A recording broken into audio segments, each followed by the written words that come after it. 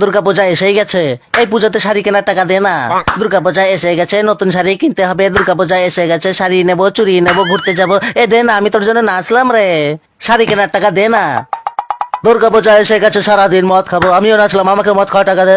তোর কপালে একটা মেয়ে জুটবে না, এবার পুজোতে তুই সিঙ্গেলই থাকবি।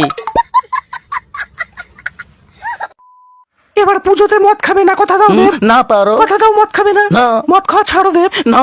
মদ খাওয়া ছাড়তেই হবে। কথা দাও এবার পুজোতে তুমি মদ খাবে না। তাহলে তুমিও কথা দাও যে তুমি পুজোতে মেকআপ করবে না। আমি পারবো না।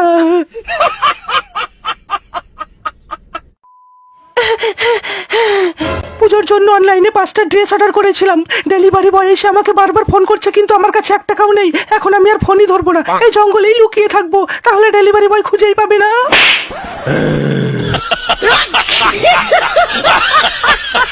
পার্সেল গুলো নিবি কিনা বল। না নেবো না, আমার কাছে টাকা নেই। তাহলে তুই অর্ডার করেছিলি কেন রে? বল পার্সেল গুলো নিবি কিনা। ও প্রতিদিন কিছু না কিছু অর্ডার করে, আর যখন আমি ডেলিভারি দেওয়ার জন্য ফোন করি ও ফোন ধরে না, কেটে দেয়। আর এই করে করে প্রতিবারও আমাকে ঠকায়। তোর কাছে যখন টাকাই নেই, তাহলে কোন নাঙের ভরসায় তুই অর্ডার করিস? জানিস কত কষ্ট করে আমি তোর জন্য ডেলিভারি দিতে আসি, রোদে পুরে বৃষ্টিতে ভিজে তোর জন্য কষ্ট করে ডেলিভারি নিয়ে আসি, আর তুই ক্যান্সেল করে দিস। ছাড় আমাকে, আজকে আমি ওকে ডেলিভারি করে দেবো।